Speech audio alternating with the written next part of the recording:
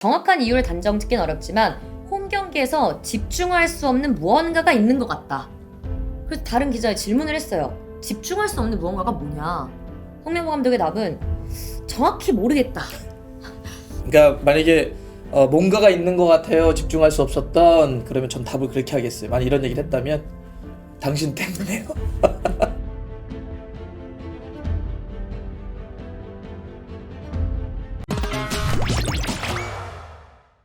자, 오늘 홈에서 펼쳐진 요르단과의 경기, 이게 굉장히 중요한 경기였는데 결국 1대1 무승부로 끝이 났잖아요. 현장에 제 친구가 가 있어요. 붉은 악마로 활동한 친구가 있어서 오. 경기 끝나자마자 영상을 보내줬어요. PTSD 온다. 왜냐면 그 친구랑 저랑 아시안컵을 같이 보러 갔었거든요. 아, 우리 그 크리스마스. 그 당시에 요르단한테 4강전에서 충격패를 당했을 때 같이 있었는데 그 기분을 오늘도 느꼈다라면서 영상을 보내줬어요. 어때요? 오늘 우리 붉은 악마들 모습입니까? 아니요, 한번 보시죠. 함께 보시죠. 어? 요르단 팬들이에요. 원정 팬들. 비긴 거 아닙니까? 근데 왜 이긴 것처럼 좋아하죠? 막 노래 부르고 축제해요.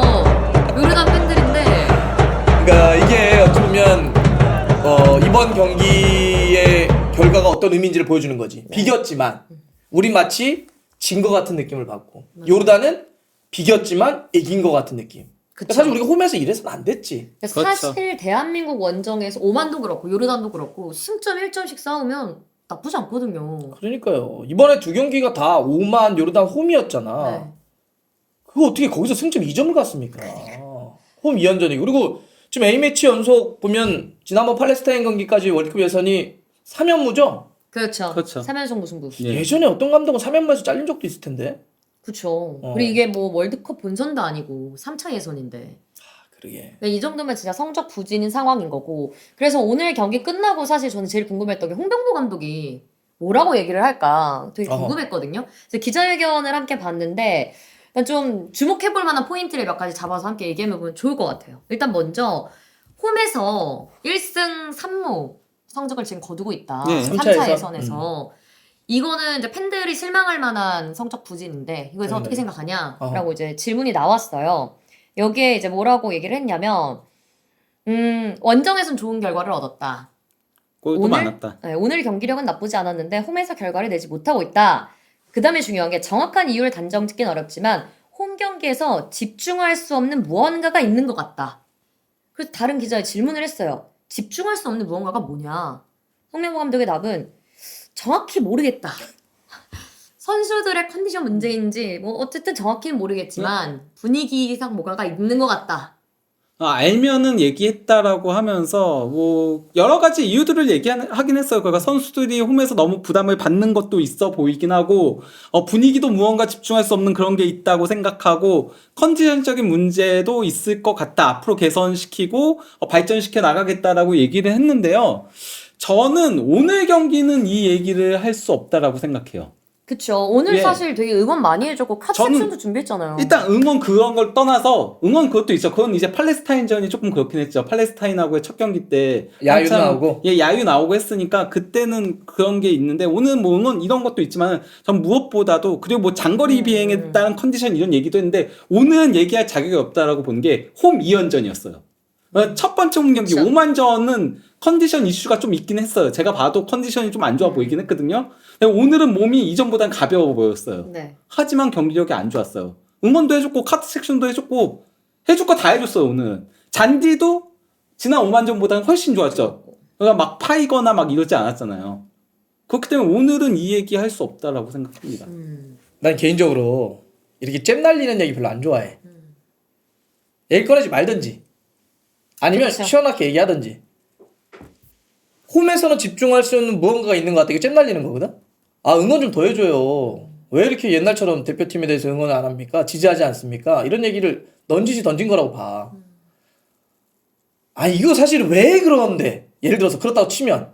그러니까 오늘은 그런 말 할 수도 없지만 응원을 열심히 해줬으니까. 그렇죠.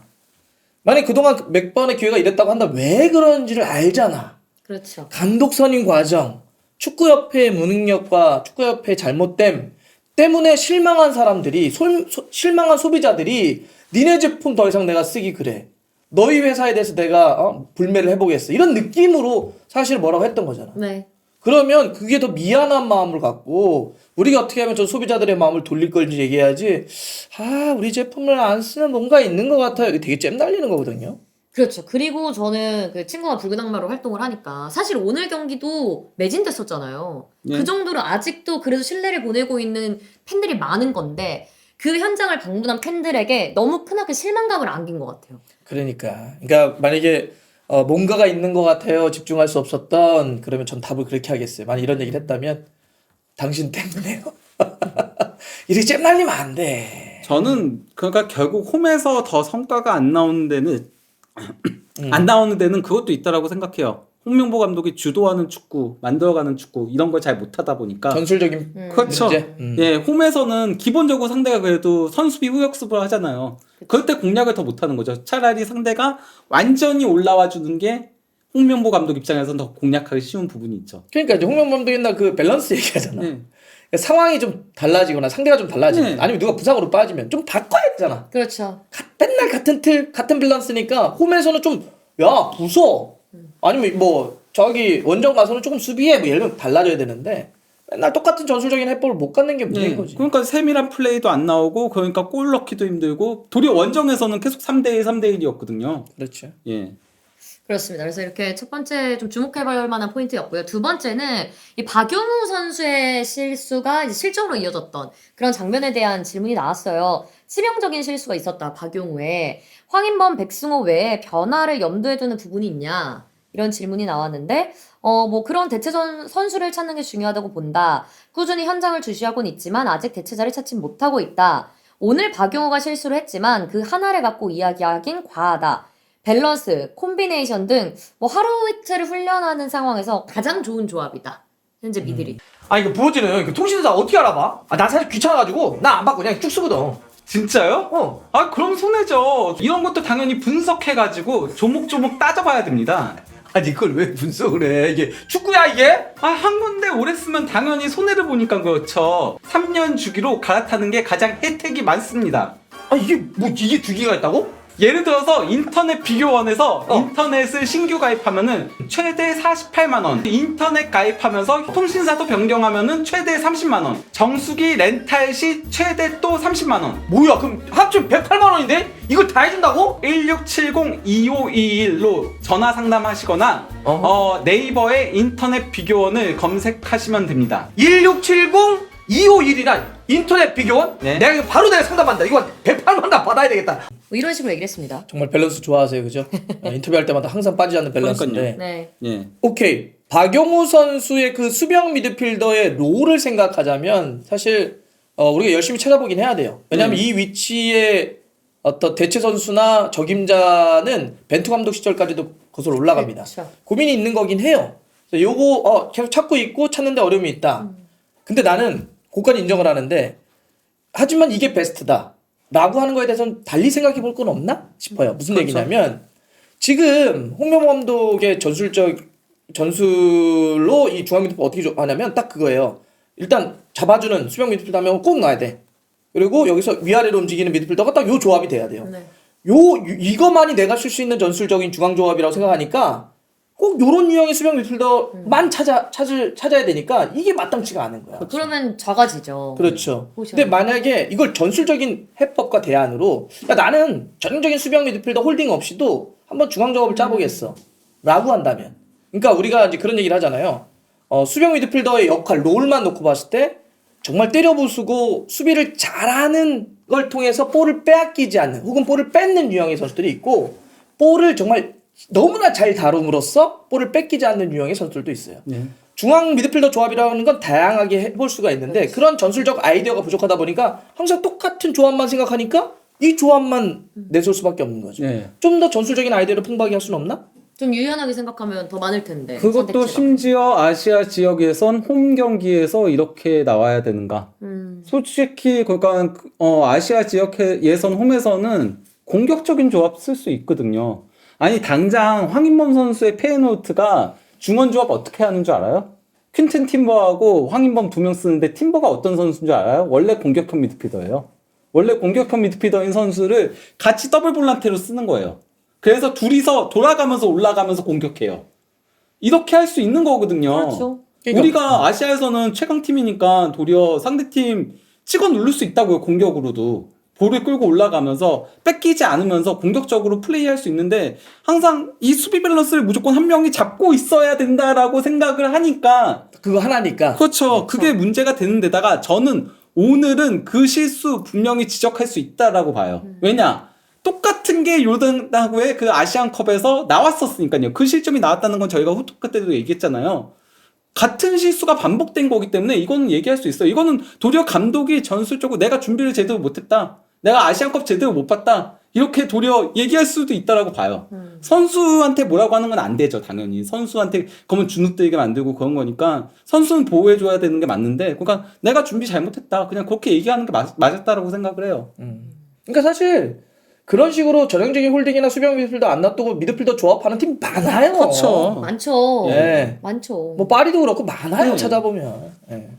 그렇습니다. 이렇게 두 번째는 박용우 선수 이야기였고, 마지막으로 살펴볼 만한 홍명보 감독 기자회견 내용은 밀집 수비를 오만전에 이어서 요르단전에서 깨지 못했다. 사실 오만전 끝난 이후에 홍명보 감독 기자회견에서 밀집 수비를 깰 방법 이런 얘기를 한 적이 있잖아요. 그래서 이런 질문이 나온 것 같은데 여기에 답은 오만전 뒤에 말씀드렸듯이 밀집 수비를 깨는 방법은 분명히 있다. 하지만 시간이 걸린다. 어허. 첫 경기보다는 그나마 좀 나아졌다고 본다. 뭐 이런 식으로 얘기를 했고, 뭐 결과적으로는 감독의 책임이다. 오늘 경기를 통해 긍정적인 면을 충분히 많이 봤다. 이런 식으로 이야기를 네. 했네요. 첫 경기보다 나았던 부분이 30분까지는 그렇긴 했고요. 근데 저는 그럴 수 있었던 이유는 선수들의 컨디션도 조금 더 좋았던 부분도 있고, 그리고 요르단은 오만처럼 그렇게 밀집 수비까지는 안 했어요. 그렇지. 예, 그래서 그랬던 부분이 있지. 솔직히 말하면은 홍명보 감독의 그 공격 풀어나가는 패턴이라던가 속도가 너무 느려요. 특히 후반전에 그게 너무 드러났었거든요. 너무 느리고 이렇게 느리게 하면은 솔직히 밀집 수비 깨기 힘듭니다. 그렇죠. 우리 이제 2경기 남았어요. 6월에 이라크하고 쿠웨이트. 밀집 수비를 아직 못 깨고 있다는 거 아닙니까? 이제 열심히 준비해서 깨면 좋죠. 아, 좋아요. 깨면 좋은데. 우리 월드컵 본선도 1년 남았거든요. 월드컵 본선 가서 상대가 우리한테 밀집 수비하는 팀 하나도 없어요. 그거 없죠. 우리는 훨씬 더 많은 걸 준비해야 되는데 이제 2경기 남은 거에 밀집 수비를 깨는, 그러니까 뭔가 확실히 전술적으로 준비가 많이 부족해요. 네. 이게 좀 걱정이에요. 저는 계속 말씀드리지만 월드컵 본선 간다고 봐요. 응원도 할 거고. 근데 이 정도의 전술적인 준비로 우리가 본선에서 뭘 할 수 있지? 계속 걱정되는 거예요, 사실. 그렇습니다. 아까 말씀해주신 대로 이제 2경기가 남았는데 앞으로 좀 어떨지 두 분의 의견이 궁금해요. 뭐 저부터 얘기해볼까요? 네. 저는 뭐 저에게도 그렇고 아마 많은 분들에게도 그렇고 21세기 들어서, 그러니까 이제 히딩크 감독이 이끌었던 2002년 월드컵부터 시작해서 21세기에 우리가 치렀던 월드컵에서 가장 악몽과 같은 대회가 언제냐? 그러면 이제 2014년 브라질 월드컵이에요. 제가 현장에 있기도 했고, 유일하게 21세기에 치렀던 월드컵 중에 우리가 단 1승도 하지 못했던 네. 대회이기도 합니다. 그때 감독이 이제 홍명보 감독이었죠. 그 악몽 같은 대회가 자꾸 떠올라.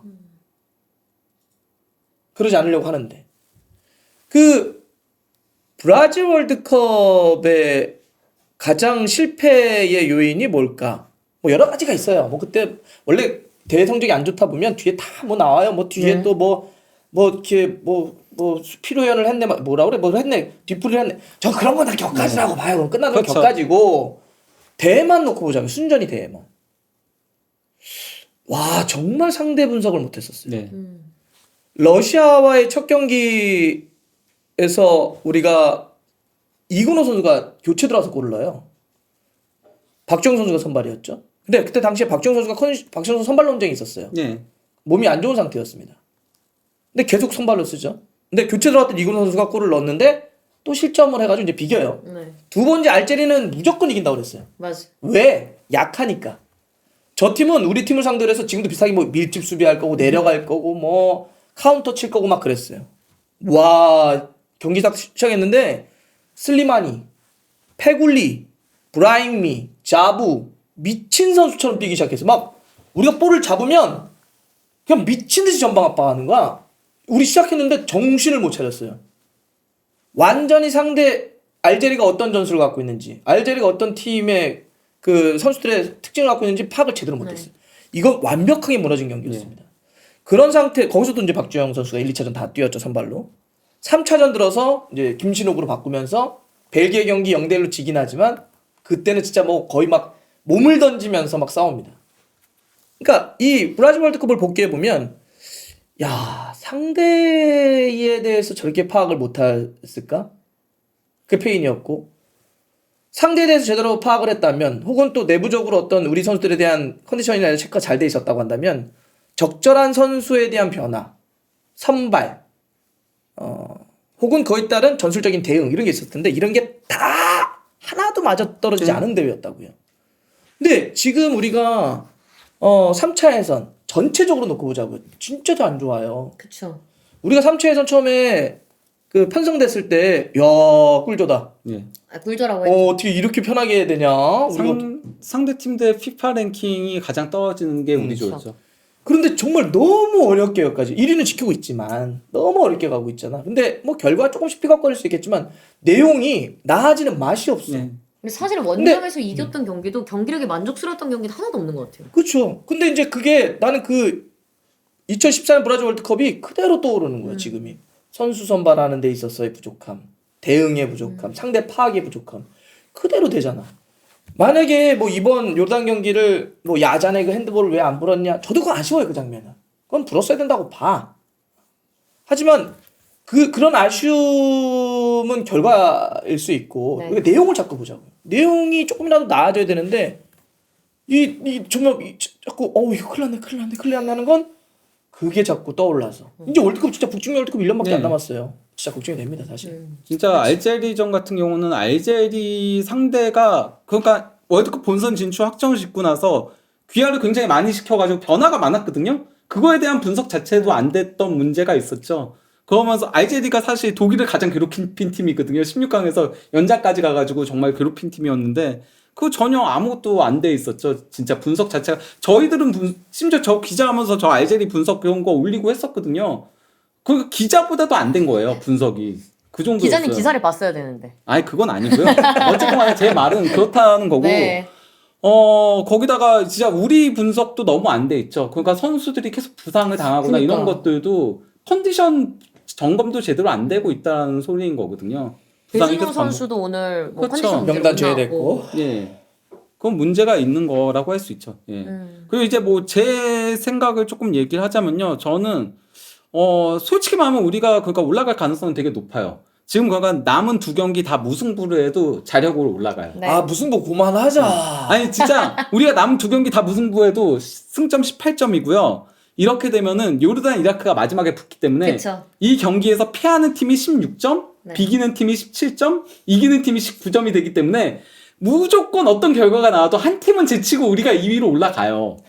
올라가긴 하는데 저는 이런 식으로 꾸역꾸역 올라가서는 더 안 좋은 결과가 본선에서 발생할 거라고 생각을 해요.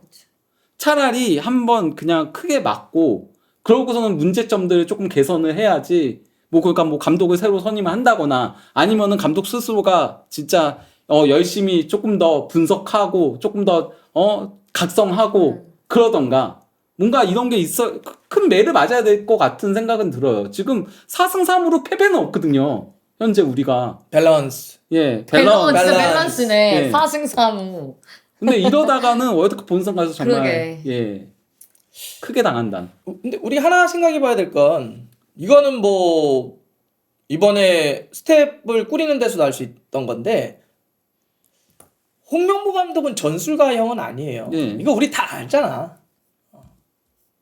근데 전술가형이 아닌 감독에게 우리는 가끔씩 너무 전술에 대한 얘기를 하는 것이 아닌가.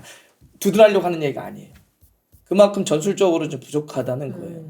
근데 전술 그러니까 이게 코치는 그래서 있지 않아? 그래서 전술 코치를 데려온 거잖아. 해외에서. 제가 울산에 있을 때도 들었던 얘기 중에 하나는 홍명보 감독이 뭐 이렇게 자기 경기에 대해서 평가를 누가 하잖아. 해설을 하거나 아니면 뭐 댓글이 들어오건 할 때 전술이 부족하네요. 이거에 가장 긁히신대요. 싫어하시는구나. 싫어한대요. 근데 그거는 사람들이 다 그런 거 있잖아요. 자기의 무엇인가 결핍을 누군가가 얘기할 때 긁히거든요. 근데 전술가용 감독이 아닌 걸 그럼 인정 못 하시는 거예요? 스스로는? 받아들이기가 기분 좋지는 않죠. 감독에게. 그러니까 홍명보 감독은 저런 거잖아. 이게 팀이야. 그거는 필요한 거예요. 막 네, 막 그렇죠. 동기부여 카리스마 시키고 있고. 막 끌어가고 필요하긴 네. 하지만 그런데 우리가 월드컵 본선에선 선수들의 텐션, 도파민을 폭발시키고 막 이 동기부여를 막 끝까지 끌 밀어 올린다고 해서 그것만 갖고 우리가 막 뭐 16강, 8강 이렇게 갈 수 있는 팀이냐? 우리는 그것만 갖고는 되지 않아요. 매우 전술적인 능력들이 갖춰져야 한 명이 안 되니까 개개인으로 우리가 어떻게 그 세계적인 선수들랑 다 서서 이겨? 우리는 뭉쳐가지고 전술적으로 막 해야 되는데 홍명 감독은 그런 전술가형은 아니거든요. 네. 외국인 전술 코치도 좀 붙이긴 했는데 쭉 보면서는 제가 그래서 그 얘기를 한 거예요. 우리는 혹시 안 되는 거를 이렇게 뭔가 이야기하면서 바라보고 있는 것이 아닌가? 그 이야기는 안 되는 거 아닌가? 뭐 이런 걱정, 고민, 우려, 그러게요. 아쉬움 이런 게 있는 2014년 때도 안 됐고 2025년 때도 안 되는 거면 안 되는 걸 수도 있죠. 물론 다 똑같아 우리 마음은. 우리도 월드컵 가가지고 8강 가고 4강 가고 그럼 좋지. 네. 우리 달수도 노나요 막 그렇게 되면 그래야지. 좋겠죠. 다 그렇게 바라는데 그러니까 그 부분을 어떻게 그게 결핍이라고 한다면 인정한다면 서로가 그걸 어떻게 채울지에 대한 고민을 해봐야 된다는 거야 진짜. 그래서 얘기하는 겁니다. 채워봐야 된다. 네, 좋습니다. 그러면 뭐 이렇게 정리를 할까요? 네. 네, 이렇게 정리하도록 하겠습니다.